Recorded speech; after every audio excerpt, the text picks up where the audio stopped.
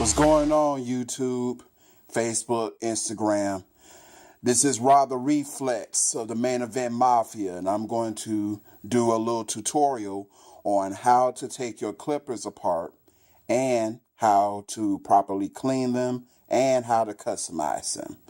First, these are my Andis Improved Masters.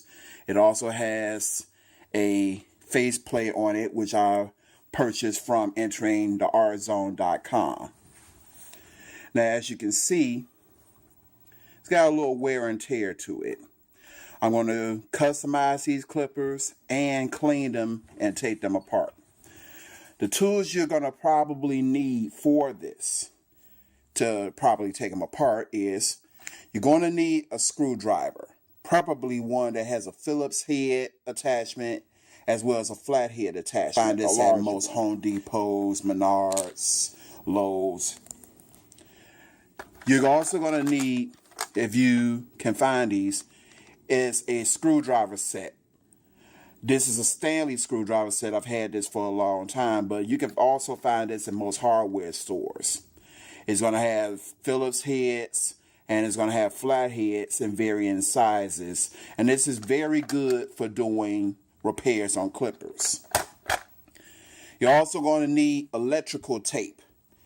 Please use electrical tape.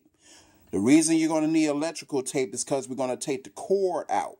And when you cut the cord to separate the cords, you're going to need electrical tape once you put the cord back together. You're also going to need a set of wire cutters.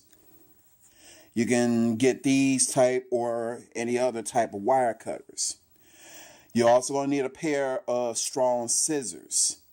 Do not use your barber shears. It will dull the blade. Use a pair of shears that's strong enough to cut through wire, but you don't particularly care so much about it being damaged, if it does get damaged. You're also going to need an old toothbrush or an old small paintbrush. The reason you're going to need this is to clean out the clipper of all the hair and debris on the inside from cutting. The only time you won't need either of these brushes is if you're customizing a brand new out-the-box clipper. Now, as you can see, all of my tools are sitting on a table that has a towel over it. The reason for this is because when you're doing any type of electrical work or any type of taking anything apart that involves using small screws have a tendency to slip out of your hand, fall on the floor, and get lost. The best thing is to use a towel. That way the towel will hold everything in the right place. Also, just for a word of caution, whenever you're taking apart anything, always keep all the parts and the screws right next to the part that screw goes to. That way, when you're putting it back together, you don't have to figure out what screw goes to what part, because the part and the screws to that part are right next to each other. And usually you can put everything back together by just following the same directions that you use to take it apart. You just follow those same directions in reverse. Now, I'm going to shut off the video for a brief moment while I set up for taking this apart.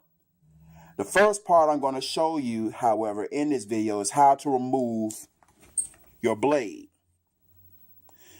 So, as you see, it got wet, it's got a little oxidation going on. So we're going to remove this blade. Then we're going to remove the switch, the cord, the faceplate, and the motor on the inside. We're going to clean it thoroughly, clean out the motor, and then I'm going to customize the clipper. Once I customize the clipper, I'm going to actually put everything back together and you'll see the finished product. Okay, we're back. As I have stated in the first part of the video, that we was going to remove the blade and the front face plate. So now we've removed the blade. we've removed the cutting blade and the steel blade out, and you see the cutting blade, the steel blade, and the two screws are together. We also removed the front faceplate, and the two screws to that are together. So now you should be at this point, which is the front faceplate. The front faceplate is removed, and the blade is removed. So the next thing we're going to do is remove the switch. As you can see, here's the outside switch, and you will see that it's attached to an arm, and that arm is attached to the actual switch mechanism. The switch mechanism is attached by this one Phillips head screw. What you're going to do is remove that screw, and it's going to allow for you to remove the mechanism out and in turn remove the switch. When you're getting ready to remove the actual motor, you will see these two Phillips head screws, and you will see this screw here. Those are the only three screws that you need to remove the motor. Do not remove these screws.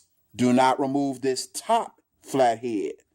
Remove the bottom flathead and the two Phillips heads. And we're going to remove the cord. So in the next video, the next section of this video, you're going to see how the motor is removed, how the switch is removed, and how the cord is removed. Now, we have actually removed the switch and its corresponding screw. And once you remove the switch and that mechanism, if you look closely, you're going to see the cord and you're going to see some wires.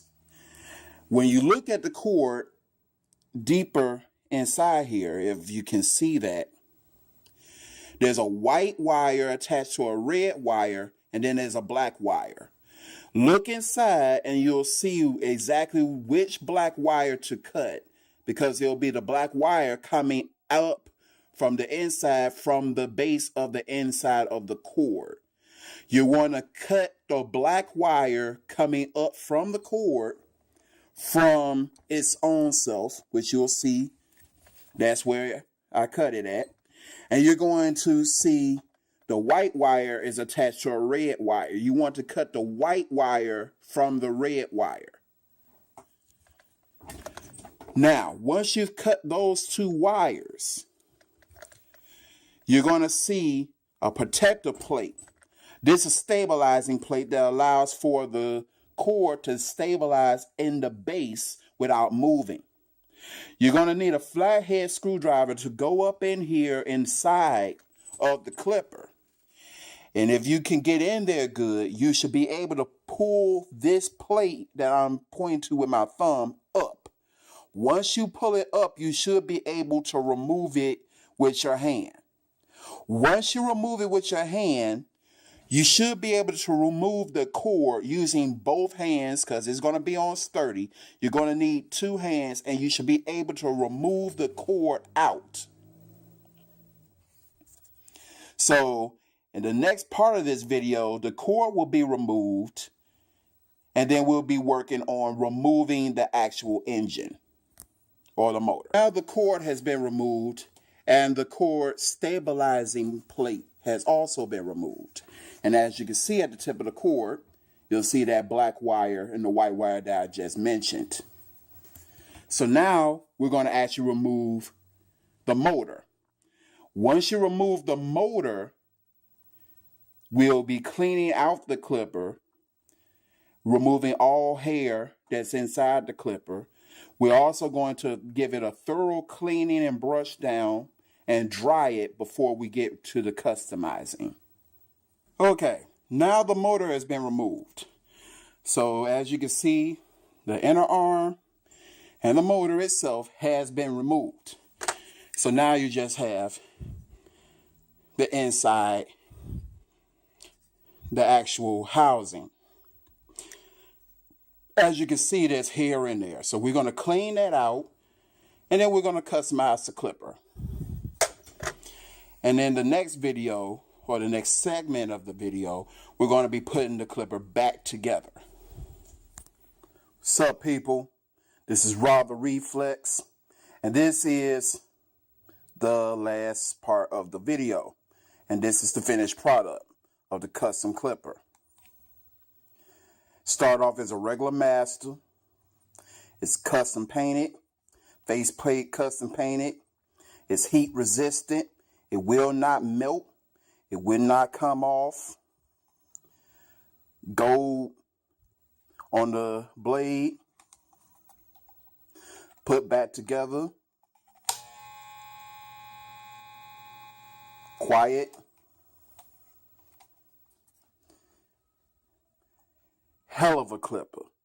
So if you want that custom clipper, get in contact with me. The email is in the description. I do face plates.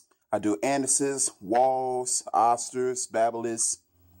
You name it, we can get it done for you. All right? I even do shears. Holla at me. I'm going in for the kill. I'm doing it.